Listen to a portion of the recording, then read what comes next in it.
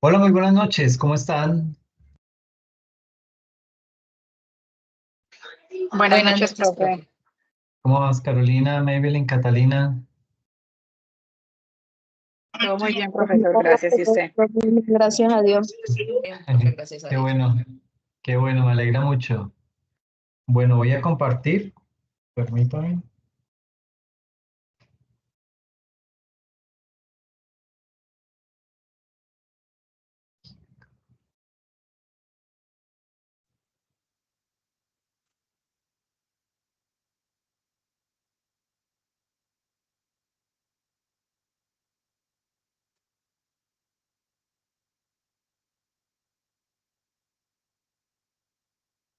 Listo, hoy vamos a ver dos temas eh, que son bien importantes desde el punto de vista de lo que representan y el papel que juegan dentro de las normas internacionales. El primero de ellos lo he denominado diferencias entre auditoría interna, externa y revisoría fiscal.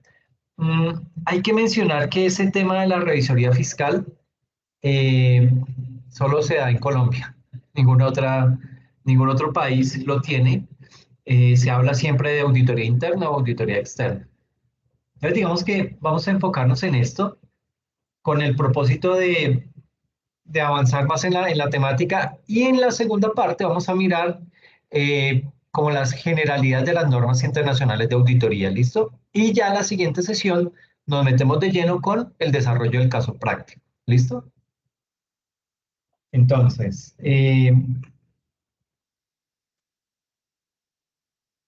vamos a hablar de lo siguiente, auditoría interna, externa y revisoría fiscal. ¿Hay diferencias? Auditores internos y externos, ¿cómo coexisten sus labores en pro de la organización? Vamos a mirar 10 puntos específicos de lo que es la auditoría interna, principios para realizar una auditoría eficaz, pasos para realizar una auditoría de los estados financieros y unas conclusiones. ¿Listo? En ese orden de ideas, vamos a arrancar con la primera temática, que es auditoría interna, externa y revisoría fiscal. ¿Hay diferencias? Pues básicamente, sí hay diferencias y unas diferencias muy marcadas. Digamos que hay que arrancar por mencionar que tanto la auditoría interna como la externa y la revisoría fiscal, digamos que las tres están dirigidas a evaluar el cumplimiento de los procesos y sobre todo, bueno, de los procesos, pero sobre todo de la normatividad que son aplicables a una entidad, ¿ok? En ese orden de ideas, digamos que estos tres ítems, si bien es cierto, tienen una misma finalidad, cada una se diferencia de la otra. La auditoría interna, de la externa y la revisoría fiscal. ¿Ok? Es decir, ¿en qué se diferencian? En su alcance, en sus funciones y sobre todo en su nivel de responsabilidad. ¿Ok? Básicamente, digamos que arrancando por el primero de los ítems, habría que mencionar acerca de lo que es la auditoría interna. Eh, digamos que la auditoría interna se enfoca en el área administrativa, en el área operacional de la empresa y en algunas ocasiones en la parte de las finanzas de una organización, no siempre, ¿sí? Aquí, y ahí digamos que ahí empiezan a salir cositas puntuales, porque digamos que en una auditoría interna, el gerente le dice al auditor, le dice, céntrese en los costos de la empresa. Ah, bueno, sí. Eh, y usted dirá, pero ¿por qué si el auditor interno tiene características y tiene unas funciones específicas? Sí, pero digamos que en la auditoría interna pasa eso. Es más, la auditoría interna no necesariamente tiene que ser desarrollada por un contador público, puede ser por un ingeniero industrial, por un administrador de empresas, no necesariamente se obliga a que sea desarrollada por un contador público. Entonces, parta de ahí. Tiene como más limitación la auditoría interna. ¿Ok? Entonces, se enfoca básicamente en esos aspectos, administrativo, operacional y de finanzas.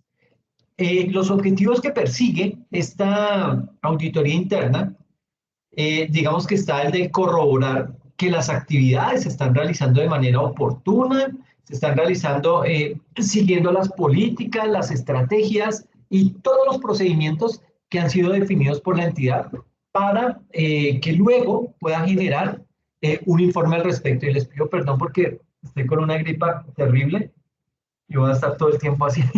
Entonces, para que por favor me tengan paciencia. Digamos que esa auditoría interna también puede llegar a ser designada por ese representante legal o por el gerente. eh, y son ellos, ese representante legal o muchas veces es la junta de administración de la empresa, ellos son los que determinan las limitaciones de esa auditoría interna y qué es lo que deberá tener en cuenta para desarrollar su actividad ese auditor interno. Eso lo traza directamente esa gerencia o esa junta de administración de la empresa. ¿Ok? Es importante, pues digamos que de todo esto, también tener en cuenta que esas limitaciones que tiene esa auditoría interna son las que no le permiten al auditor interno ejercer todo su accionar, ¿sí? Es decir, que tenga los dientes que necesita ese auditor para poder desarrollar su actividad, ¿sí? Claro, digamos que esas actividades básicamente y por lo general quedan estipuladas en, quedan por escrito en las funciones que debe desarrollar el auditor. O sea, dentro de las funciones del cargo de auditor interno, dice qué es lo que debe desarrollar ese auditor interno. Entonces, pues digamos que frente a eso, el auditor dice, ah, bueno, yo hago esto, listo, y se dedica a eso. ¿Por qué? Porque es que ese auditor, digamos que por el hecho de estar contratado en la empresa, él ve manipulada su independencia, ¿sí? Es más difícil poder dar un informe totalmente independiente que se desprenda de ese compromiso, de ese contrato que existe, porque él dirá, uy, no, pero es que si digo que todo esto está mal, pues me echan, ¿sí? Entonces más bien digo, ok, esto lo podemos mejorar haciendo o implementando este tipo de actividades, haciendo esto de esta manera, etcétera, etcétera. Entonces digamos que ese auditor tiene que saber moverse en esas líneas grises que existen entre cuando se están haciendo las cosas mal y cuando las cosas las deberíamos hacer bien. Entonces, es tratar de ampliar esa brecha hacia lo bueno e ir reduciendo lo malo que se está cometiendo en la organización, porque siempre está pasando algo mal, ¿ok? Ahora, con esto de la auditoría interna, algo fundamental de ese tipo de auditoría es que tiene presencia permanente dentro de la organización. ¿Okay? Ese auditor interno, como está nombrado, es un funcionario más de la organización. ¿Sí? Y ese auditor básicamente, digamos que está haciendo presencia permanente en la organización con el propósito básicamente de poder controlar las actividades que se desarrollan en la entidad y también, digamos que tratando de buscar siempre el mejoramiento de las áreas sobre las que ese auditor se hace responsable. ¿Okay? ¿Cuál es el nuevo rol del auditor interno hoy en día?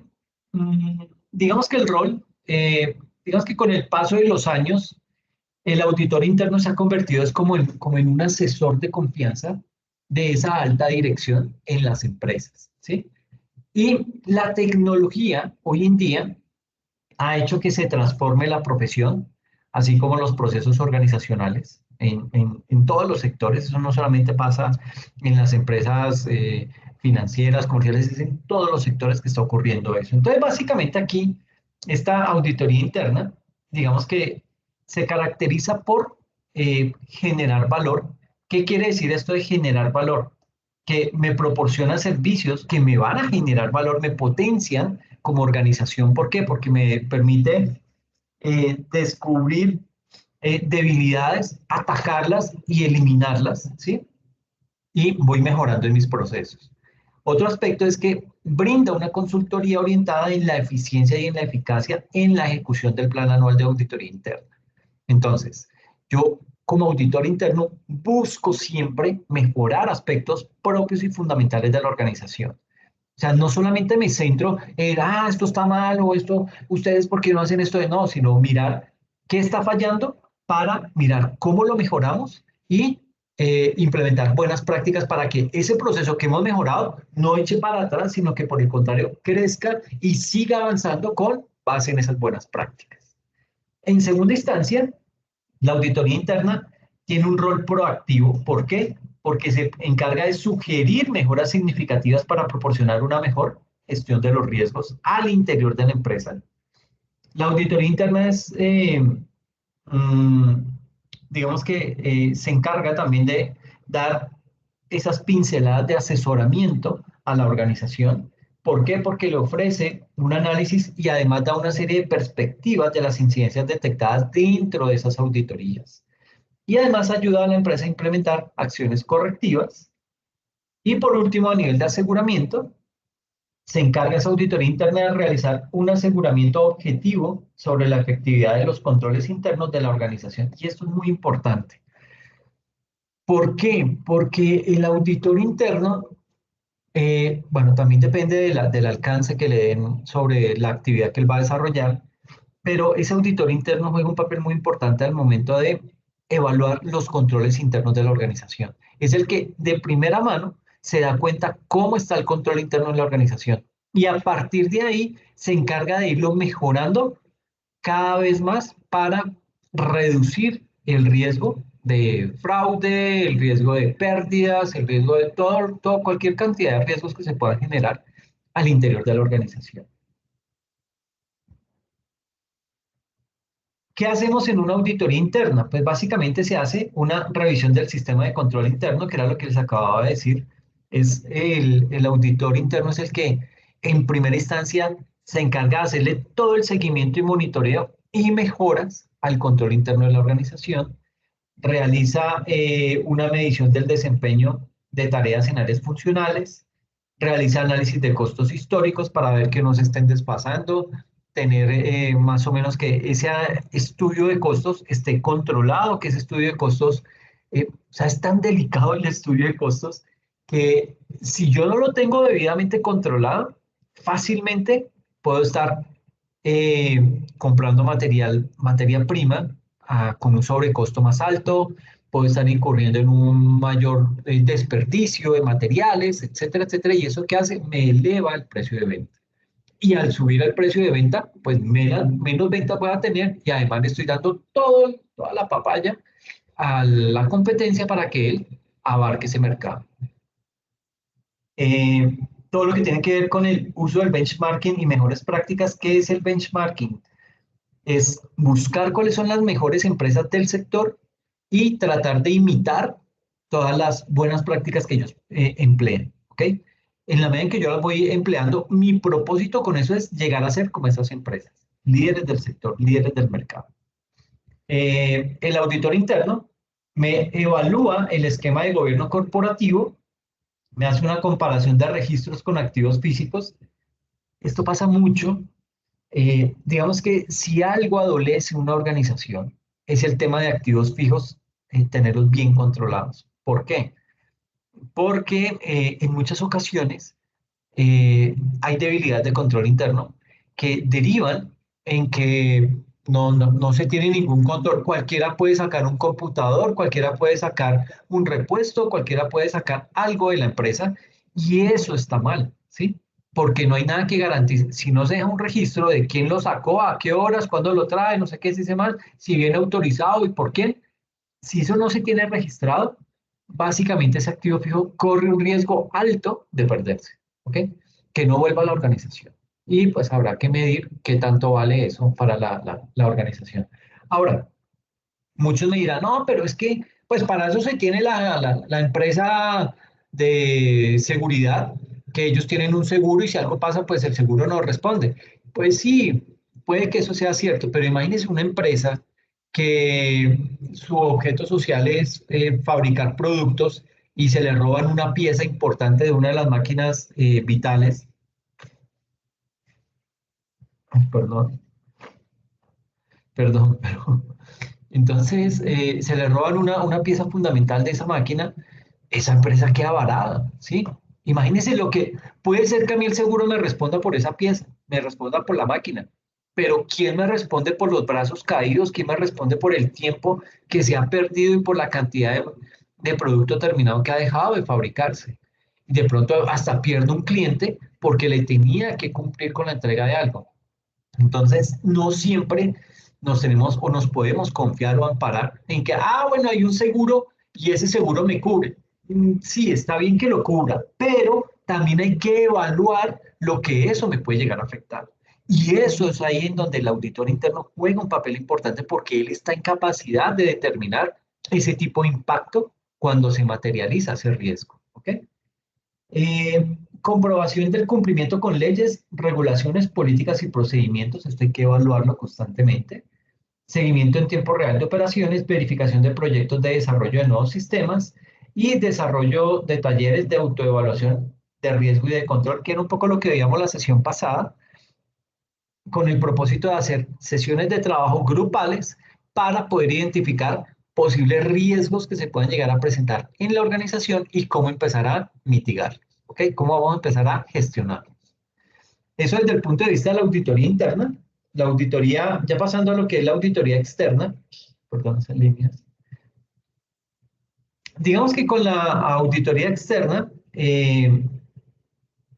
tenemos acá unos aspectos importantes. En la auditoría externa, la vinculación de ese auditor externo se hace por medio de un contrato de servicios profesionales, es decir, no tiene una relación tan dependiente de la empresa, no tiene un contrato laboral, su contrato es por prestación de servicios y esto le da más libertad, le da más independencia, puede pronunciarse más enérgicamente. Ahora, no es tampoco para ir a faltar al respeto, pero sí digamos que tiene más autoridad al momento de manifestar alguna de sus opiniones. ¿Ok? En segunda instancia, esa auditoría externa, las personas que designan al auditor externo son por lo general el representante legal, el administrador de la empresa, los miembros de la junta directiva, la junta de socios o la asamblea de accionistas según el tipo de organización. Es decir, lo más alto de la organización, jerárquicamente hablando, son los que se dedican de contratar a ese auditor externo. ¿Para qué? Para que evalúe varios aspectos al interior de la organización, sobre todo los estados financieros. ¿Okay?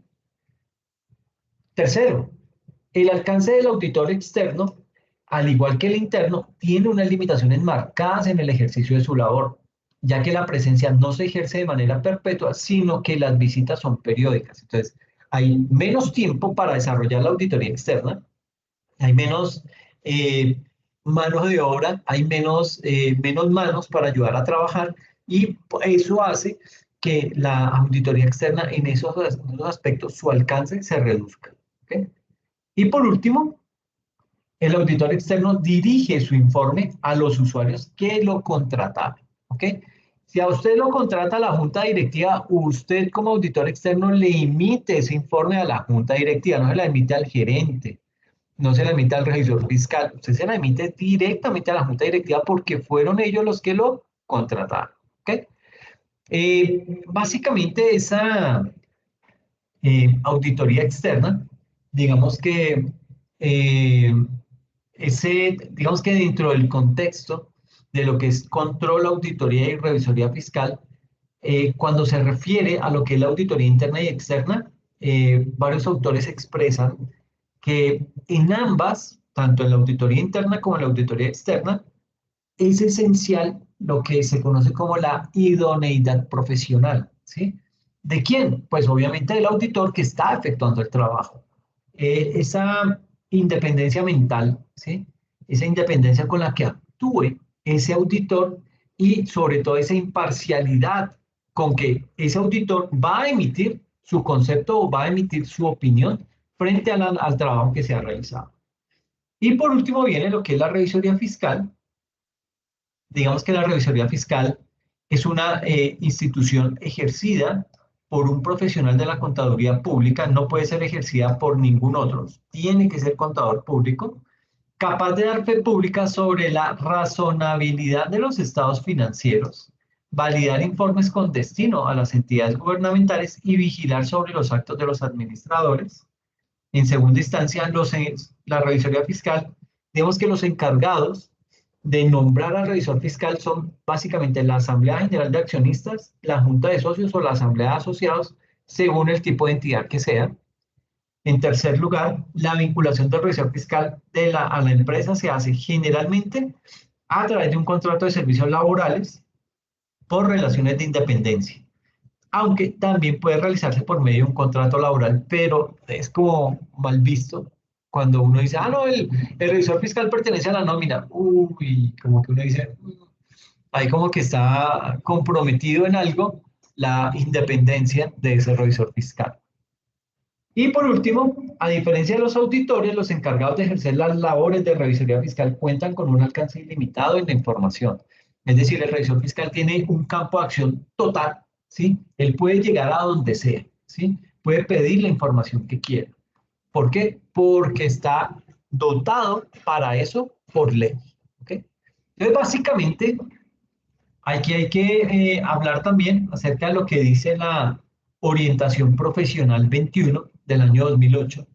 Esa orientación profesional nos indica cuál es el objetivo de la revisoría fiscal. Y básicamente el objetivo de la revisoría fiscal es brindar información conceptual y regulativa sobre qué, pues precisamente sobre el ejercicio de revisoría fiscal. Y ahí nos señala que la, viendo la revisoría fiscal como un todo, como un ente, esa revisoría fiscal acá en Colombia es de mucha importancia en las empresas. ¿Por qué? Porque digamos que a esa revisoría fiscal es a la que le corresponde por ministerio de la ley el control de lo que es la fiscalización de esas entidades. ¿Sí? ¿Para qué se hace esa fiscalización? Pues precisamente para poder garantizar el correcto desempeño y la transparencia de esas empresas, ¿sí? De las operaciones que esa empresa desarrolla. Todo, pues obviamente, dentro del marco o sujeto a lo que son las normas legales. Y también digamos que se mide lo que es la eficiencia y la eficacia de la gestión administrativa de esa organización. ¿Ok? Eh, Haciendo, digamos que un paralelo entre lo que es auditoría interna, externa y revisoría fiscal, digamos que hay varias diferencias en cada una de ellas. Lo primero que hay que decir es acerca del origen del nombramiento, como decíamos, en la auditoría interna se hace en forma voluntaria por parte de la administración de la empresa. Con la auditoría externa se hace también de forma voluntaria por la junta directiva, junta de socios o asamblea de accionistas, pero en la revisoría fiscal, esa es de carácter obligatorio en las entidades que cumplen los requisitos señalados por ley. Aquí yo no me puedo, sí, voy a ver si contrato un revisor fiscal. No, es que le toca, ¿sí? Usted tiene que contar con ese revisor fiscal. ¿Por qué? Porque ese revisor fiscal ya tiene que empezar a firmar declaraciones de impuestos, ¿sí? Entonces, ahí ya se hace mucho más importante y relevante el nombramiento de ese revisor fiscal. Debe ser elegido por la mayoría absoluta de la Asamblea General de Accionistas o la Junta de Socios. ¿Cuál es el alcance de la labor de cada uno de ellos?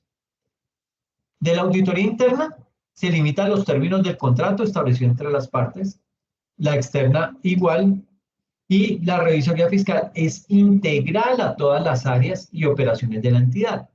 Entonces, hasta este punto como que uno dice, no, pues la revisoría fiscal es la más chévere, ¿sí?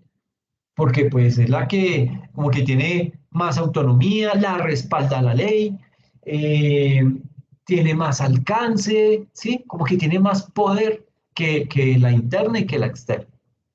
Pero sigamos mirando. A nivel de funciones, digamos que la auditoría interna se encarga de evaluar el sistema de control interno y detectar hechos generadores de riesgos, propone una serie de mejoras en el funcionamiento de la entidad. La auditoría externa entrega una opinión sobre la razonabilidad de los estados financieros, mire que es la diferencia, y en la revisoría dictamina sobre la razonabilidad de los estados financieros y los firma, ¿sí? O sea, tiene mucho más responsabilidad y adicionalmente a las mencionadas en el artículo 207 del Código de Comercio, porque también esas funciones vienen reguladas a través del Código de Comercio. Código de Comercio que es viejísimo, es del año 71, 1971, entonces parta de ahí y no lo han querido cambiar. ¿Quién es el profesional que ejecuta la auditoría interna? Pues como les decía, puede ser cualquier persona que labore en la empresa, no se requiere una profesión en particular. Para la auditoría externa tiene que ser un contador público o una firma de contadores. Y para la revisoría, únicamente un contador público de forma independiente o a través de una firma de contadores.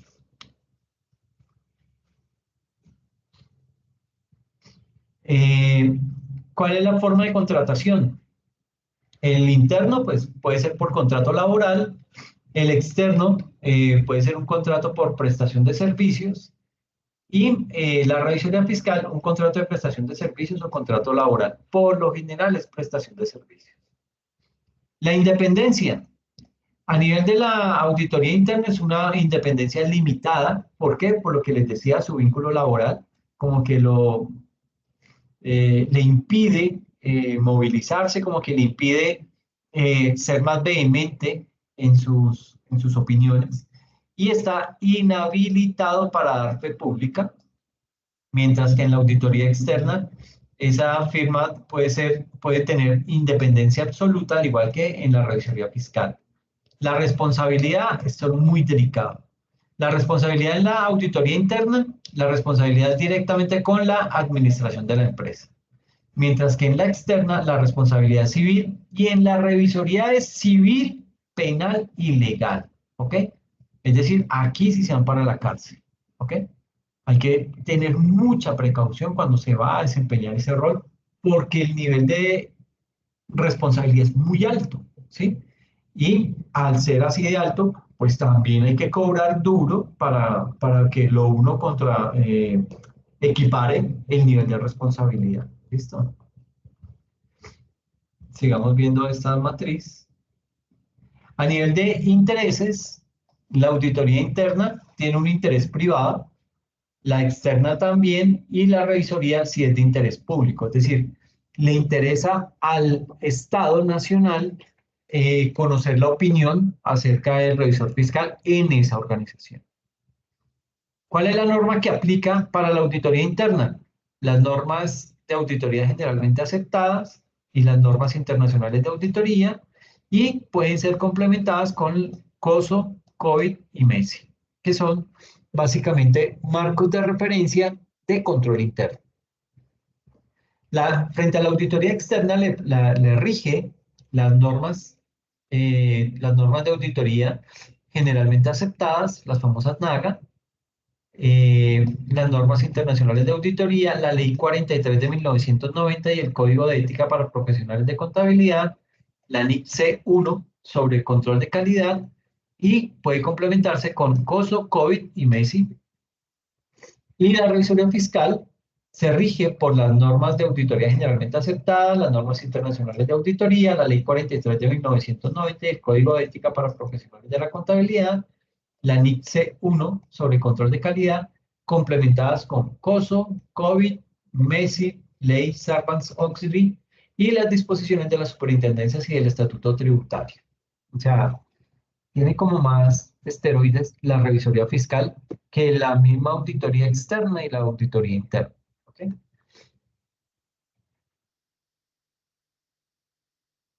Ahora, el siguiente tema es auditores internos y externos, cómo coexisten sus labores en pro de la organización. Y aquí hay que empezar por mencionar que los auditores, digamos que los auditores tanto internos como externos, deben conocer cuál es el alcance y cuáles son los métodos de trabajo de cada uno de ellos. ¿Para qué? Para poder comentar la cobertura de esa auditoría y proporcionar acceso a los informes y a los papeles de trabajo. ¿Sí? Digamos que hay diversos aspectos que deben evaluar las organizaciones al momento de que, al momento de decidirse o decantarse por contratar a un auditor externo.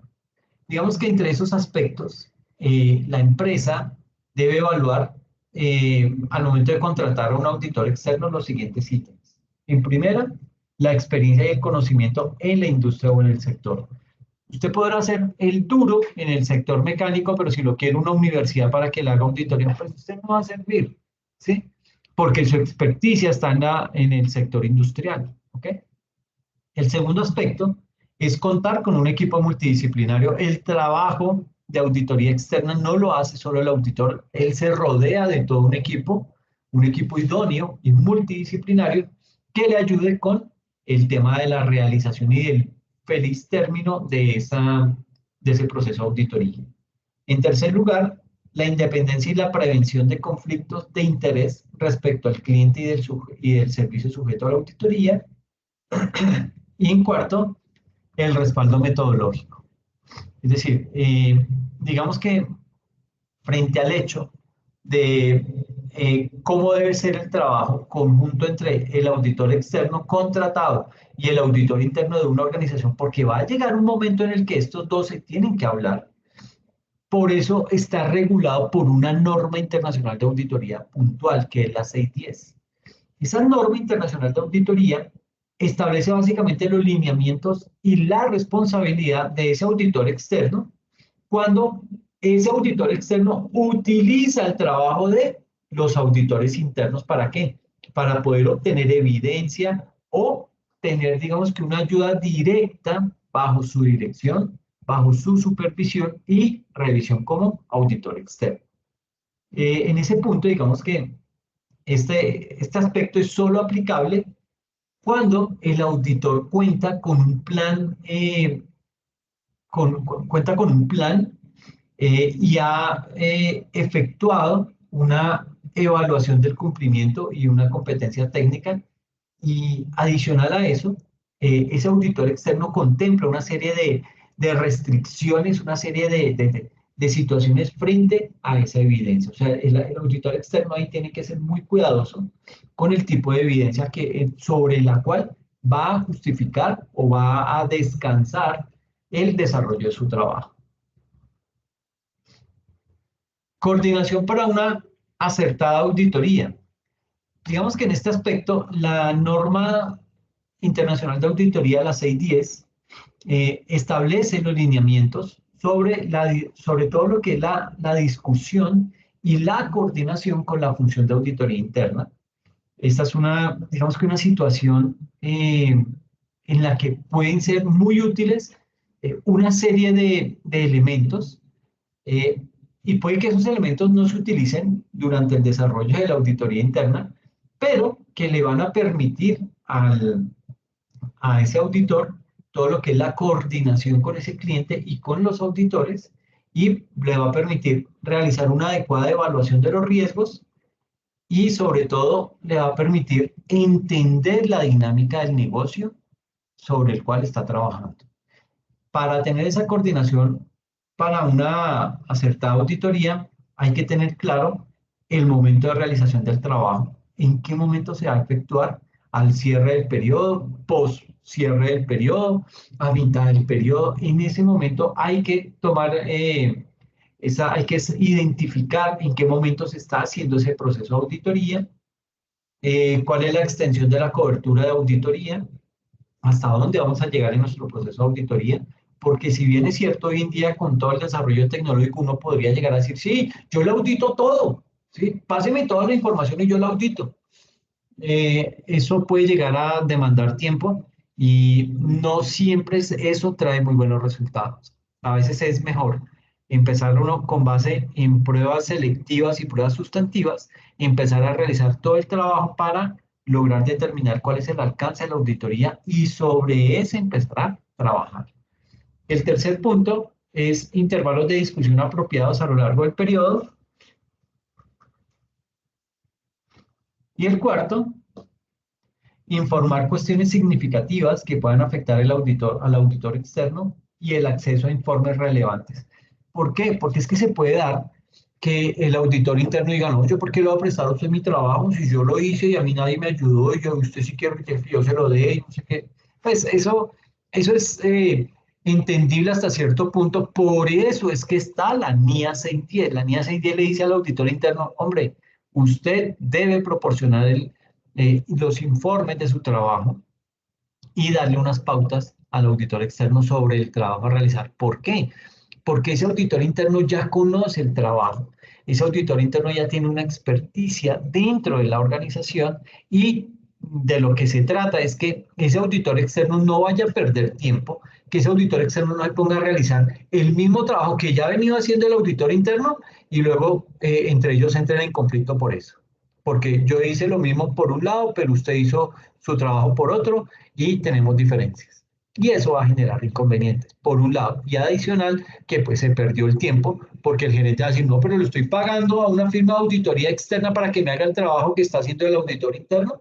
Entonces, digamos que tiene que haber cierta sinergia de trabajo entre el auditor interno y el externo. ¿Ok? Y bajo ese aspecto, se debe procurar mantener la adecuada independencia en el servicio, obviamente tratando de reducir al máximo todos los conflictos que puedan llegar a conducir a que el auditor externo ejerza funciones propias del auditor interno. O sea, el hecho es no pisarnos las mangueras, sino digamos que lo mejor a realizar es que se complementen los dos roles en un trabajo bien articulado y bien armonioso. ¿Okay? Auditores internos y externos deben reunirse periódicamente y compartir métodos de trabajo. Digamos que en este aspecto hay una entidad en Perú, se llama, se me fue el nombre, el Instituto, bueno, creo que es el Instituto de Auditores del Perú. Ah, y digamos que es Instituto de Auditores Internos, porque puntualmente es de auditoría interna. Instituto de Auditores Internos del Perú. Esa asociación o ese instituto básicamente lo que hace es que sugiere que los auditores internos y externos deben reunirse periódicamente. ¿Para qué? Para poder hablar, eh, mezclar sus puntos de vista cada uno, ¿sí? ¿Cuáles son sus intereses comunes? Y que cada uno se enriquezca de las técnicas que implementa el auditor externo o el auditor interno. ¿Ok? Eh, digamos que poder debatir también sobre temas de experticia, áreas de experiencia, perspectivas complementarias y de la misma manera deben, digamos que, conocer el alcance y los métodos de trabajo de cada uno, tanto el auditor interno como el externo, poder comentar la cobertura de la auditoría, el alcance de esa auditoría y cuál es la programación para qué, para poder minimizar la redundancia, es decir, que yo no vaya a hacer su trabajo otra vez, ¿sí? Porque vuelvo y digo, eso es molesto para una gerencia que está pagándole a una firma de auditoría o de revisoría fiscal que paga, que le cobra básicamente por horas para estar haciendo el trabajo que está desarrollando el auditor interno. Entonces, ahí tiene que haber esa sinergia entre esos dos roles para evitar que ese tipo de cosas pasen. Ese auditor interno que en la medida de lo posible proporcione acceso a los informes, a todo lo que son los programas de auditoría, los papeles de trabajo y poder evaluar entre ambos las áreas de riesgo al interior de la empresa. Eh, Aquí nos dice la diapositiva que, por otra parte, incumplimiento de sus responsabilidades de supervisión en lo que respecta al aseguramiento, el Consejo Directivo de una organización debe requerir la coordinación del trabajo entre los auditores internos y externos con el fin de aumentar la economía, la eficiencia y la eficacia del proceso de auditoría en general. Y así las cosas, entonces, ¿cuál vendría siendo básicamente el alcance de los auditores internos y externos? Alcance de los auditores internos y externos. Pues digamos que aquí el alcance del trabajo de los auditores internos es integral, ¿sí? Esos auditores internos deben ayudar a la organización a cumplir ¿qué? Sus objetivos, mejorando sus operaciones, sus procesos de gestión de riesgos, su control interno y su órgano de gobierno. En segunda instancia, esos profesionales deben interesarse en los aspectos tanto contables como no contables de la organización, centrarse en acontecimientos futuros como resultado de sus revisiones y evaluaciones continuas de controles y de procesos, y además interesarse en la prevención de fraudes de todo tipo. Y por último, la misión principal desde el punto de vista de ese Instituto de Auditores Internos del Perú es ofrecer una opinión independiente de los estados contables anuales de la organización.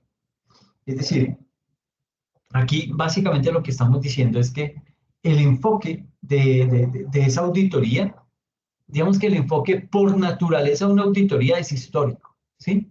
¿Por qué digo que es histórico? Porque aquí estamos evaluando si los estados financieros cumplen con unos principios de contabilidad, ¿sí? Con las normas internacionales de contabilidad, si presentan adecuadamente la situación financiera de la organización, eh, revisan también si los resultados de las operaciones para un periodo dado están representados con precisión y adicional a todo eso, si los estados contables han sido materialmente manipulados. ¿Ok? Entonces, eso es lo que básicamente a eso se ciñe el alcance de los auditores, tanto internos como externos.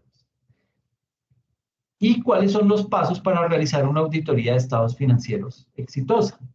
Pues digamos que antes de, perdón,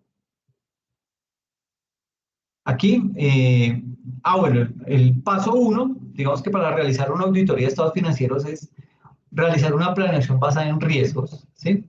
Digamos que antes de realizar una auditoría de estados financieros en una pyme o en una gran empresa, centrémonos en una pyme. Antes de realizar una auditoría de estados financieros en una pyme, el profesional que va a desarrollar esa auditoría debe tener en cuenta que ese tipo de auditorías están basadas en riesgos, ¿ok?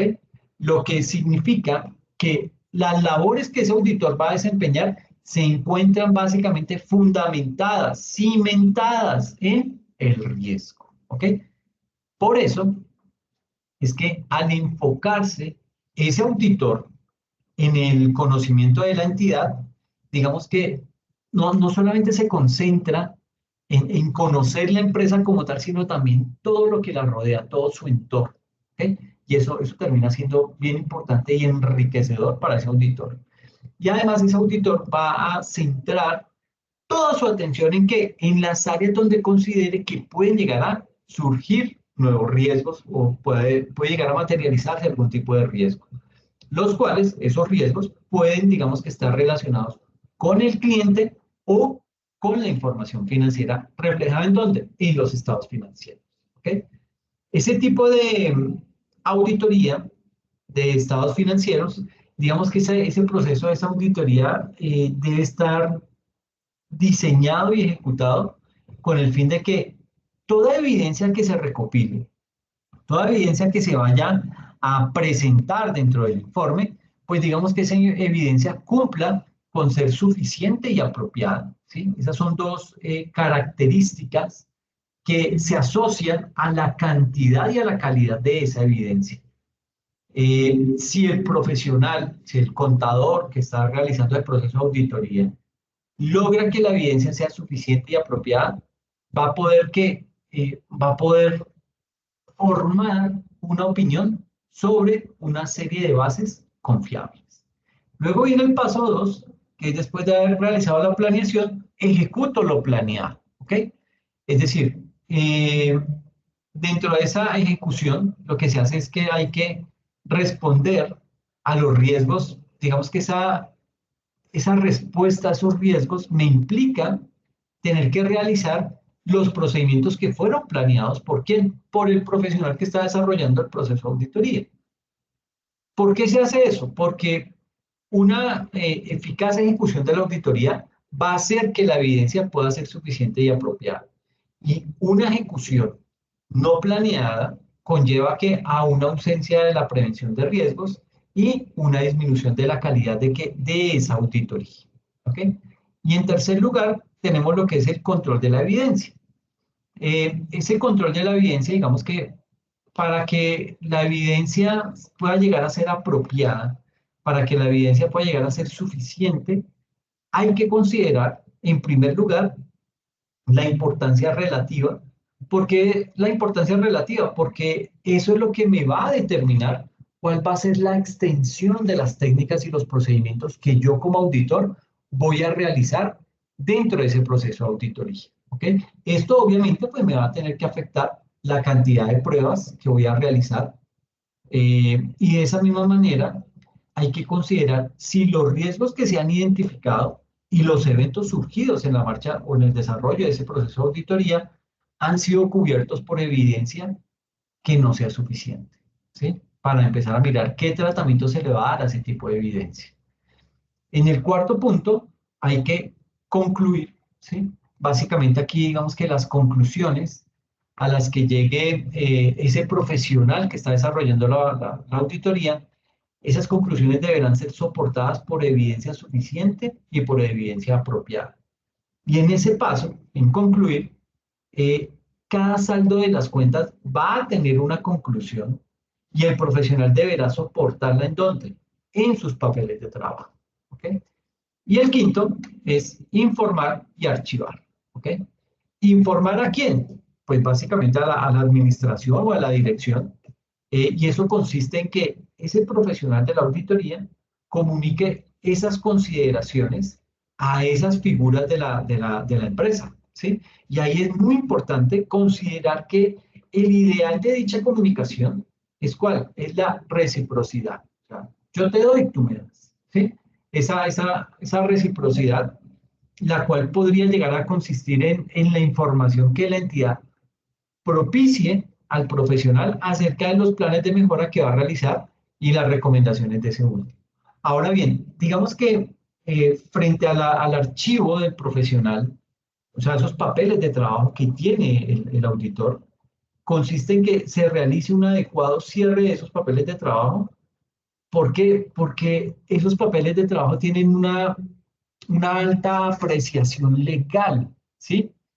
Tanto al interior de la empresa como por fuera, en un litigio, en algún proceso legal. Esa auditoría, esos papeles de trabajo tienen mucha, digamos que, relevancia frente a algún caso que se esté dirimiendo. ¿Okay? Y eso entonces, por ese componente de lo que es el proceso de, bueno, lo que son las diferencias entre la auditoría interna, la externa y la revisoría fiscal. Y me voy a pasar para la siguiente,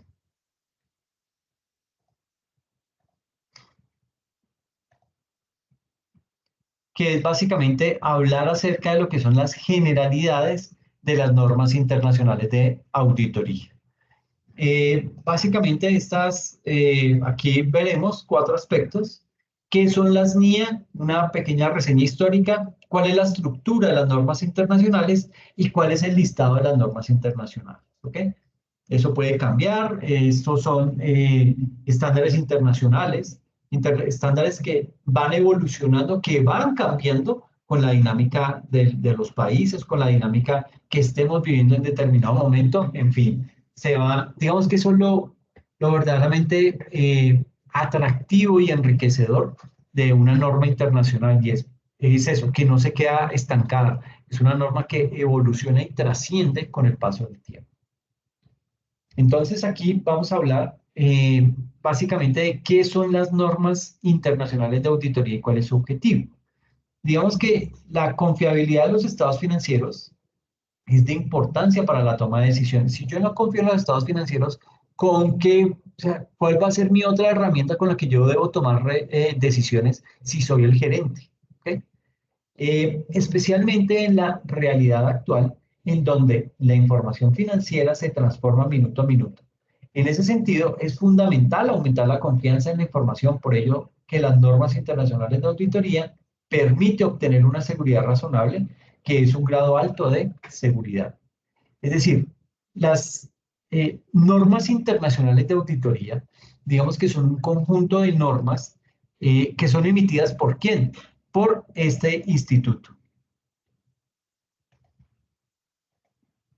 por el IASB. ¿Qué es el IASB? Es el International Auditing and Assurance, es decir, ¿qué es Board? Bueno, aquí lo que nos dice es International Auditing and Assurance Standards Board. Básicamente, un compendio de estándares internacionales de auditoría y de aseguramiento. Por eso la doble A. La doble A es auditoría y aseguramiento. Auditing and Assurance. ¿Ok? Por eso se llama así la institución que elabora las normas internacionales de auditoría, el IASB. En las NIF, quien elabora las normas internacionales de información financiera es el IASB, o sea, con una sola A, ¿ok? Porque son de accounting, de contable, ¿ok? Estas son de auditoría y aseguramiento. Esa, digamos que es la definición, y esta es la entidad que se encarga de realizar ese tipo de emisión de normas internacionales de auditoría. Y fijo, esto es una pregunta de examen, así que pilas, ¿ok? Bueno, bueno, ahora, este IASB, digamos que tiene un papá. Ese papá se llama IFAC. Así, este es el papá del IASB. Ese IFAC es básicamente la Federación Internacional de Contadores. O sea, esto es International Federation Accountant. Básicamente aquí, esta es una abreviatura. Yo la hubiera hecho, ¿sabe cómo? Así. Perdón, esto es una I. Así, con la C pequeña, la C minúscula. Las tres primeras mayúsculas y la otra minúscula, con el propósito de entender que es una palabra, una sola palabra. La AC es una sola palabra, accountant, ¿ok? De contabilidad, de contador, ¿listo? International Federation Accountant, ¿listo? Federación Internacional de Contadores. Y básicamente, eh, eso, digamos que trata esas normas internacionales de auditoría de lo que son la responsabilidad o esas responsabilidades globales de quién, pues de los auditores que tienen esa característica de independencia cuando está realizando una auditoría o cuando está realizando un proceso de auditoría a los estados financieros. ¿Para qué hace ese proceso de auditoría? Su objetivo es básicamente poder emitir un dictamen o un informe que garantiza su existencia, su integridad, que garantiza toda su evaluación bajo el objetivo de que de aumentar el grado de confianza de esos estados financieros. ¿Sí? Entre más confiabilidad tenga unos estados financieros, más fácil va a ser poder conseguir nuevos socios, conseguir nueva inyección de capital, nuevos negocios, etcétera, etcétera. ¿Okay? Ese Consejo Internacional de Normas Internacionales de Auditoría, que es el IASB,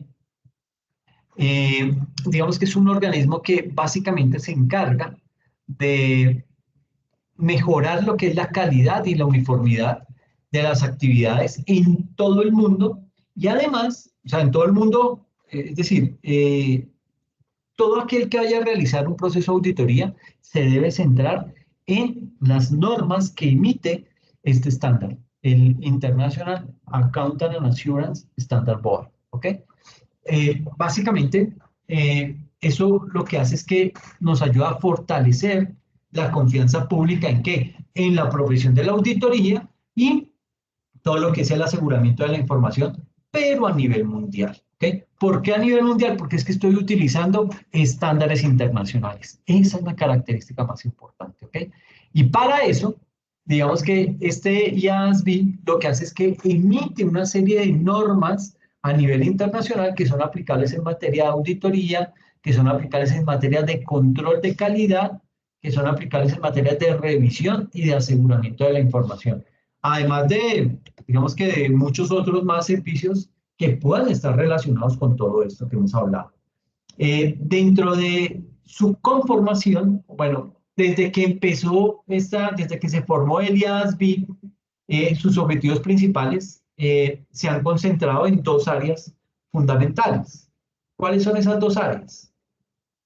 En el objetivo y el alcance de la auditoría de los estados financieros y el segundo en crear unas guías generales de auditoría. Digamos que esos son los dos propósitos que se ha marcado el IASB, International Auditing and Assurance Standards Board. ¿Okay? Digamos que el IASB se fundó por allá en el año de 1978, ¿sí? pero su primer nombre no fue el IASB, fue el IAPSI. Este fue el primer nombre del IASB, el IAPSI. ¿Sí? Eso se fundó en 1978. Sin embargo, el nombre bajo el cual se constituyó este organismo fue el Comité de Prácticas Internacionales de Auditoría, IAPSI, en 1978. ¿Ok? Posteriormente, por allá en 1991, aparecen o se emiten las guías del IAPSI. ¿Sí? Eso se hace en ese año.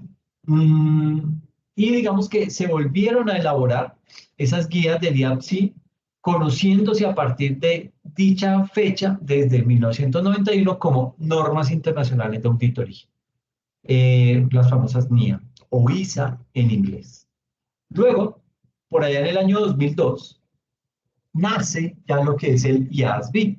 Entonces, se decide mejorar o inyectarle esteroides al IAPSI, es básicamente lo que se hace, y a la vez cambian su nombre por ese Consejo de Normas de Auditoría y de Aseguramiento de se me olvidó el nombre, pero aquí dice, se debe reconstruir el IAPSI cambiando su nombre a Consejo de Normas Internacionales de Auditoría y Aseguramiento, el IASB, nombre que conserva hasta la actualidad. Esto fue en 2002, ¿ok?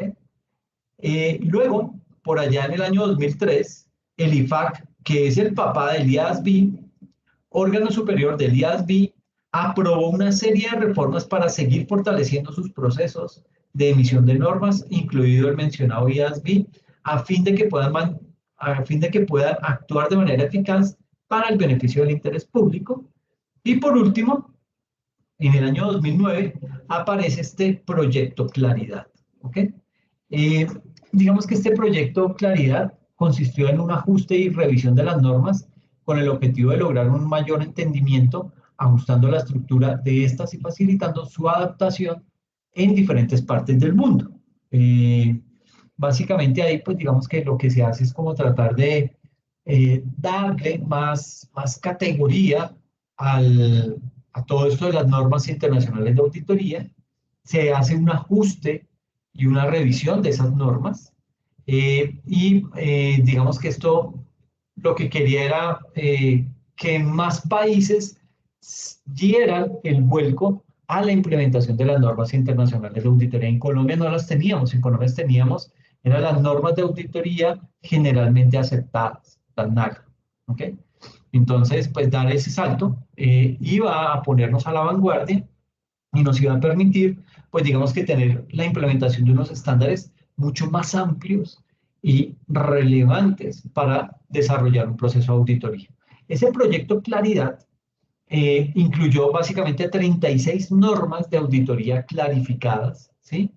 Y también incluyó lo que es la norma de calidad, la ESQC en inglés, número 1, y esas, digamos que están separadas por una serie, digamos que por unos grupos o por unas secciones, permitiendo de esa forma, al estar separadas por grupos o por secciones, poder, digamos que, tener un mayor entendimiento de lo que es la norma y de esa manera, digamos que el auditor, cuando realice un proceso de auditoría, tenga un mayor grado de confianza de la información financiera.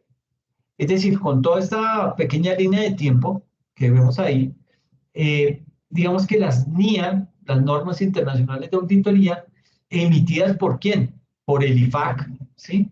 El IFAC, que es el papá del IASB, a través de la Junta de Normas de Auditoría de Aseguramiento, el IASB, son un conjunto único de estándares que, digamos que se aplican a las auditorías. ¿Para qué? Para que para que todos, digamos que tengan los mismos procedimientos, implementen los mismos protocolos y se pueda llegar a tener, porque un estándar busca eso, que todas las cosas se hagan bajo una misma metodología, ¿sí? Y eso va a hacer que ese proceso que se está desarrollando apegado a ese estándar goce de una mayor credibilidad y de una mayor calidad. ¿Ok? Entonces, eso es lo que se buscaba con la implementación de estas normas internacionales de auditoría. Digamos que los estándares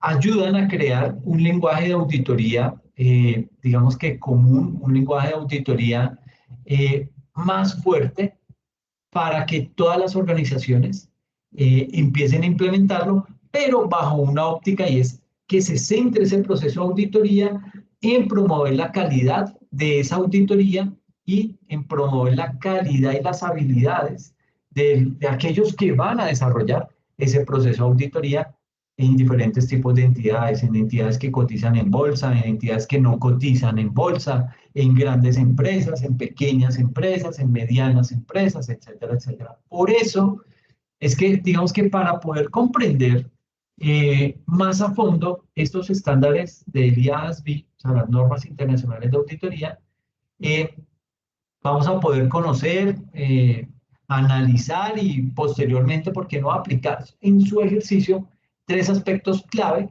de las normas internacionales de auditoría, como lo es su estructura, una lista vigente y volvió el tercero, su aplicación? ¿Cómo sería su aplicación? Entonces, en este punto hay que entrar a mirar cómo es la estructura de las normas internacionales de auditoría.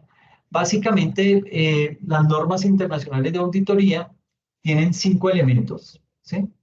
Eh, 5 elementos que resultan ser esenciales en su estructura y los cuales se dividen y se explican a continuación. Tenemos acá lo que es la introducción, o sea, toda norma internacional de auditoría tiene una introducción, ¿sí? Digamos que en esa introducción se plasma lo que es el propósito de esa norma internacional de auditoría, cuál es su alcance y cuál es el tema de esa norma internacional. También dentro de esa introducción están todo lo que tiene que ver con las responsabilidades del auditor y el contexto en el que se establece esa norma internacional de auditoría. ¿Listo? En segunda instancia tenemos el objetivo. Digamos que cada norma internacional de auditoría, eh, digamos que esa norma internacional de auditoría, de una o de otra forma, consiste en una declaración, pero una declaración que es clara sobre el objetivo del auditor, ¿en qué? En el área de auditoría, en ese proceso de auditoría que él va a desarrollar más adelante. Luego la introducción y el objetivo tiene unas definiciones, ¿sí? En ese punto, las definiciones, digamos que lo que se hace es que se delinean los términos pertinentes de cada norma internacional de auditoría, para que todos manejemos el mismo vocablo, para que todos manejemos la misma terminología, las mismas definiciones, y no vaya a prestarse a divagar en los informes, a emitir cosas que de pronto no resultan ser claras y mucho menos contundentes dentro de un proceso de auditoría. En cuarto lugar, todo lo que tiene que ver con los requisitos. Digamos que cada objetivo va a estar respaldado por unos requisitos que están claramente establecidos. Esos requisitos, digamos que siempre se expresan con la frase, el auditor deberá, ¿sí? Así es como se reconoce que es un requisito. Y el último ítem es la solicitud y otro material explicativo. Básicamente, en este elemento,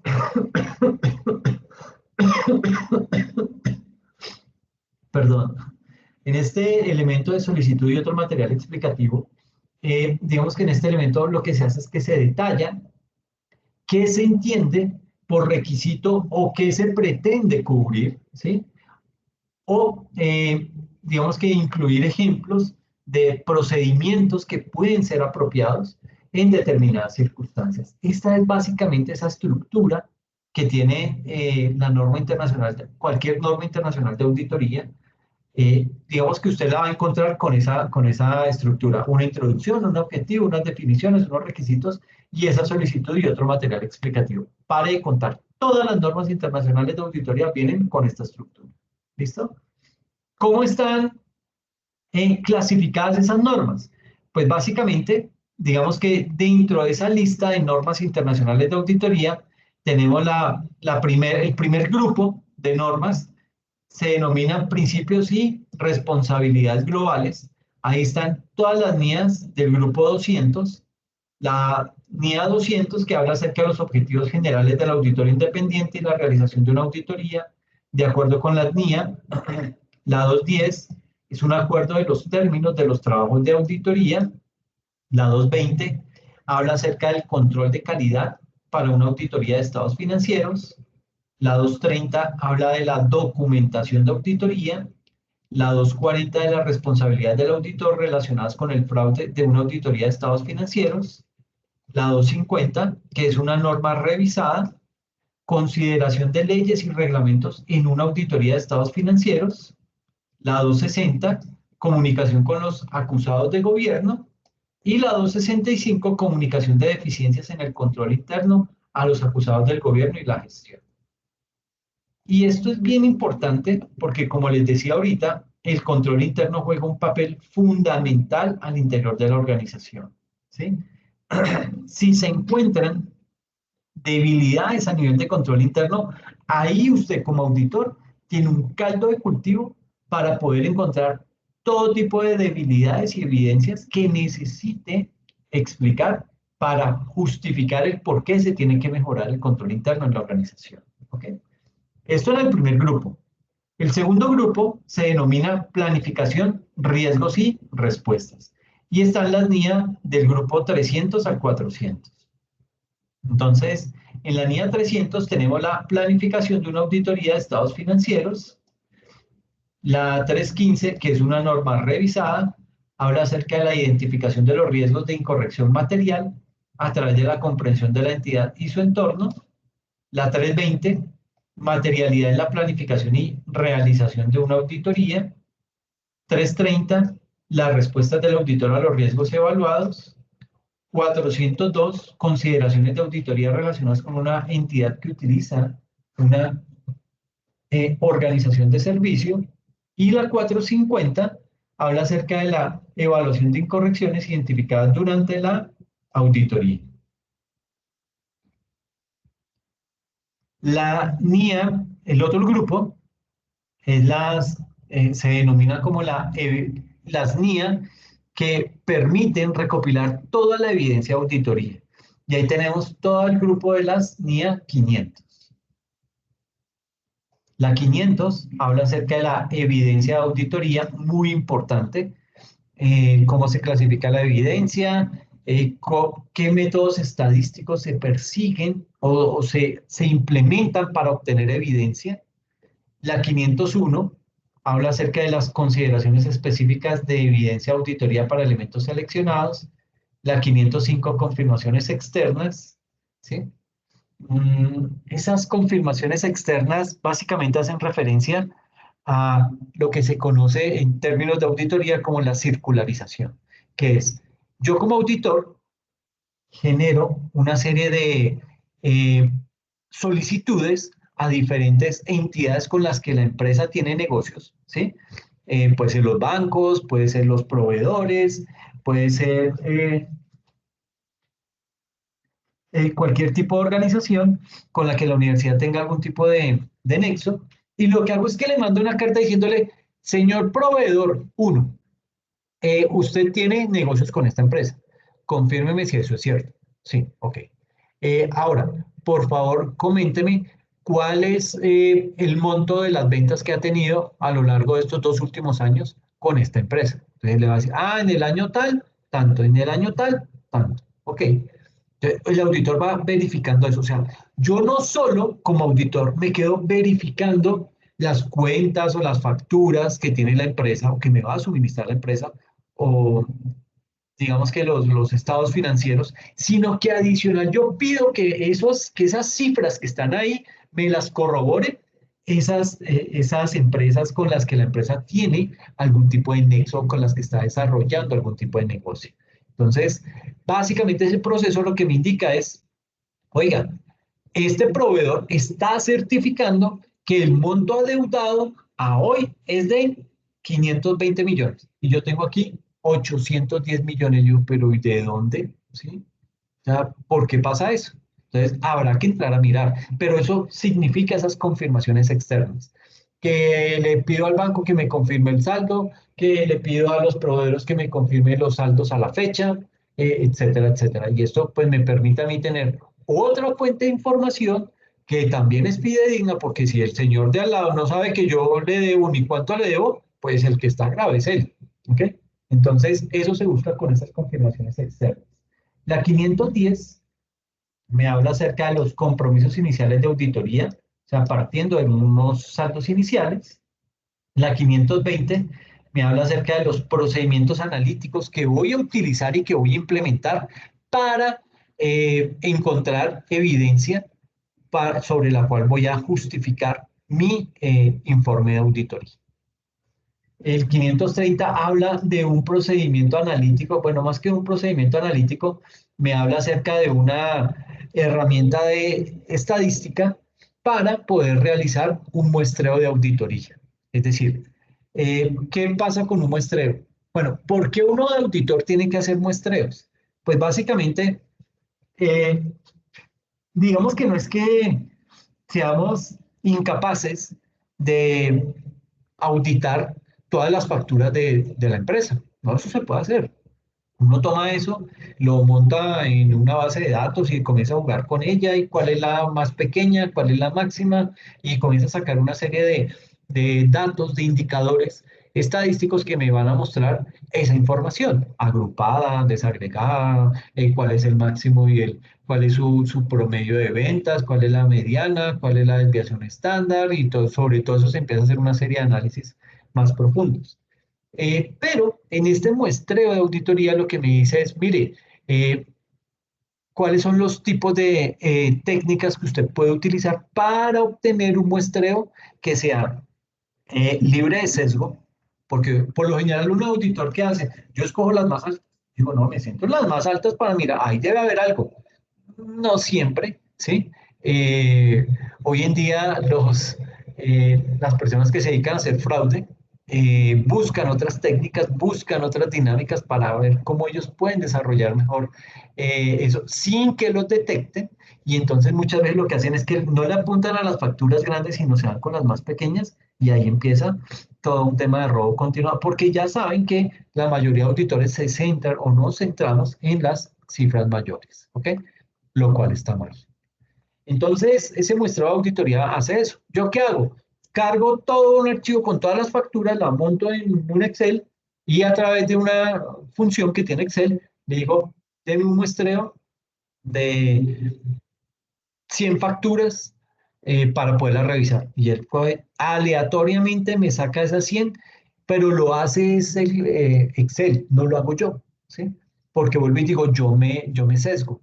Entonces yo me voy y digo, uy, hay un cliente ahí como raro, escojo 20 facturas de él, pues ya me sesgué, ya le estoy buscando algo en contra de ese proveedor. Entonces, eso es lo que se busca con esa NIA 530. La 540 habla acerca de la auditoría de estimaciones contables y esto sí que es delicado. ¿Por qué? Porque es que uno en un proceso de auditoría, de lo primero que tiene que llegar a auditar son las políticas contables. Usted audita las políticas contables, las empieza a auditar y va a encontrar que de pronto esas políticas contables no, no, no tienen nada que ver con el modelo de negocio que está desarrollando la empresa, ¿sí? Se va a dar cuenta que de pronto fueron unas políticas contables que se hicieron copiando la norma y pegándola como una política contable, lo cual está mal, porque la política contable es muy hecha a la medida de la empresa, a lo que se dedica la empresa, al modelo de negocio de la empresa, así es que se hace una política contable. Entonces, ¿qué pasa? Que hay aspectos en la contabilidad que no son fáciles de medir. Entonces, por ejemplo, se habla mucho acerca de lo que es una estimación contable y se habla mucho acerca de el juicio que debe emitir un contador cuando algo no es fácil de determinar contablemente hablando. Entonces, digamos que hay una serie es que no se me viene a la cabeza ahorita una estimación. Bueno, yo puedo decir, yo voy a estimar que ¿cómo se dice? Las edades de mis cuentas las edades de mi cartera, las voy a dividir de la siguiente manera.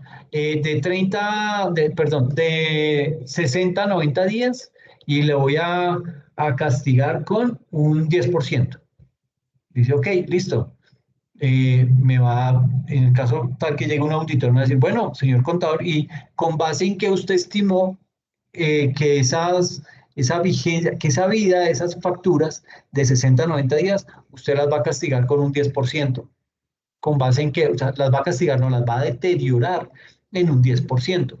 ¿Cuál fue el criterio que utilizó? Ah, no, a mí se me ocurrió porque siempre lo que se hace, estadísticamente se hace eso. No, está mal, ¿sí? ¿Por qué? Porque usted debe tener un sustento totalmente documentado y escrito para que diga, ah, mire, lo hice por esto. Porque la norma internacional me recomienda que se utilicen esas edades de cartera para no ir a deteriorar y poner en riesgo la estabilidad de la empresa, etcétera, etcétera. Es decir, esas estimaciones contables hacen referencia al juicio que yo como contador apliqué para algo. ¿Ok? Puede que esté bien, puede que esté mal.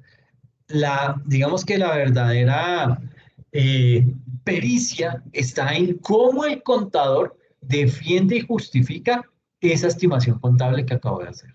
¿Ok? ¿En qué se basó? ¿Cómo la implementó? ¿Sí? Y dependiendo de eso, el auditor se va a pronunciar. Por eso va a hacer uso de esta NIA 540. NIA 550, partes relacionadas; 560, eventos posteriores; la 570, preocupación actual; y la 580, representaciones escritas. Y el otro grupo de normas son las del grupo 600, que hablan acerca de la utilización del trabajo realizado por otros. Entonces, la NIA 600 habla acerca de las consideraciones especiales, auditorías de los estados financieros del grupo, incluido el trabajo de los auditores de componentes. La 610 habla acerca del uso del trabajo de los auditores internos. Y la 620 habla del uso del trabajo de un experto auditor. ¿Ok?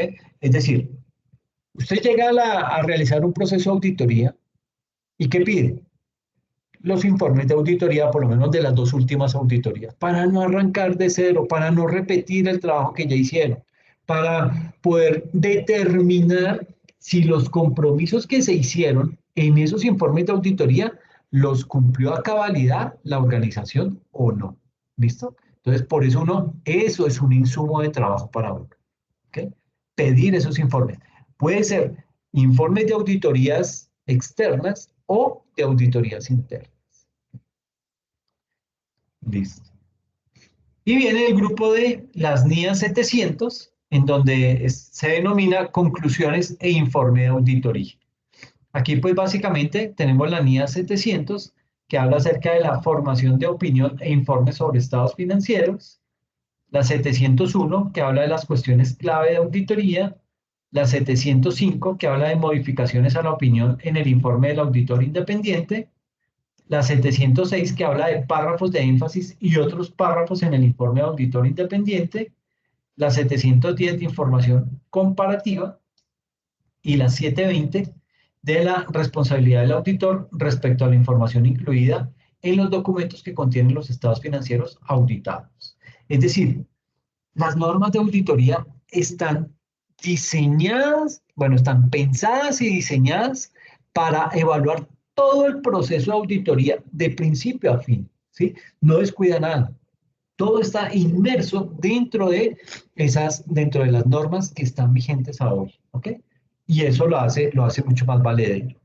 Y la última tiene que ver con las NIA del grupo 800, que se denominan consideraciones especiales. Aquí tenemos la NIA 800, que habla de las auditorías de estados financieros preparados de conformidad común, marco de información con fines específicos. La 805 habla acerca de las auditorías de un solo estado financiero, de un elemento, cuenta o partida específico de un estado financiero. Y la 810, compromisos para informar sobre los estados financieros resumidos. Y se incluye dentro de este último grupo de las NIA la norma internacional sobre control de calidad, la ISQC, la 1, que habla acerca del control de calidad para empresas que realicen auditorías y revisiones de estados financieros y otros compromisos de aseguramiento y servicios relacionados. Ese es todo el grupo de las normas de auditoría que se tienen, que están vigentes al sol de hoy, ¿ok? Pues digamos que son completas, que muchas de estas normas tienen el componente de, digamos que algunas de ellas tienen esta frase o esta palabra que dice revisada, ¿sí?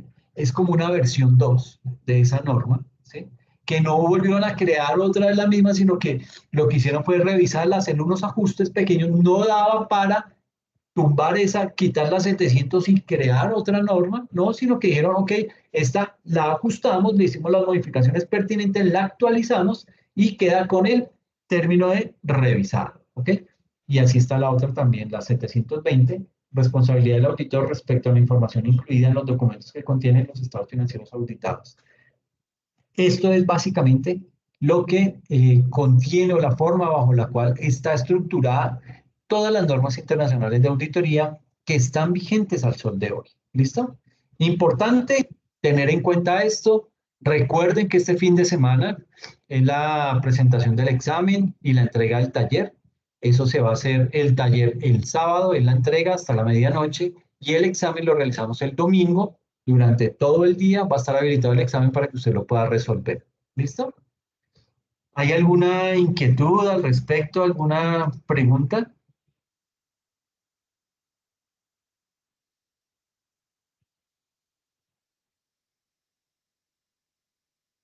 No, profe.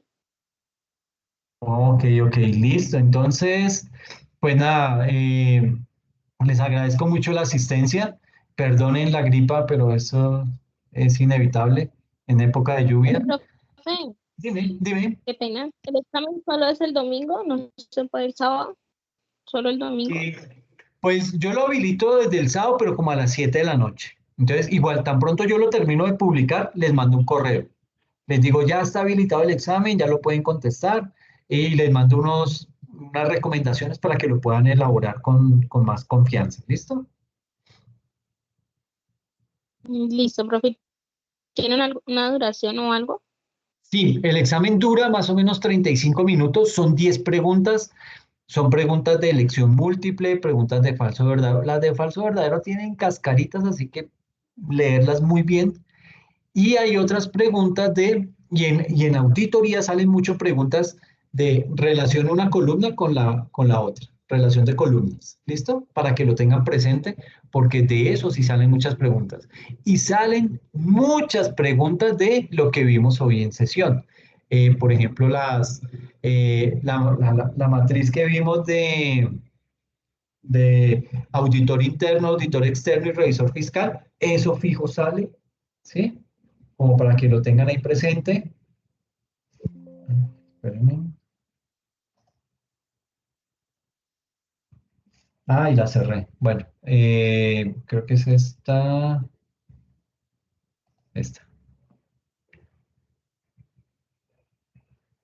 De esta matriz salen preguntas, ¿sí?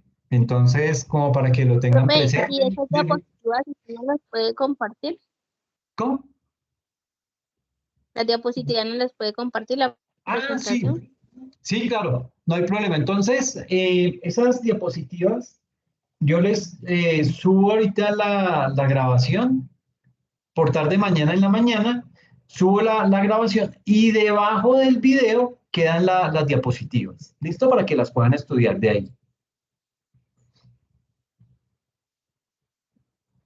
Perfecto, profe, mil gracias. No, a ustedes, muchas gracias. Listo, profe, gracias. No, sí. Cuídense mucho, descansen, que pasen bien. Igualmente, profe. Igualmente, Buenas profesor. noches, profe. Gracias, cuídense mucho. Feliz noche. Gracias, hasta Profe, luego. Dime. ¿cómo, pues, usted qué día hace las tutorías, profe? Pues si quieren nos podemos quedar para hacer tutorías si necesitas. Ay, profe, sí, la verdad sí se puede mejor porque, a ver, ¿cómo podemos, pues, para hacerle unas preguntitas? Ok, listo. Listo, perfecto. Entonces, permíteme.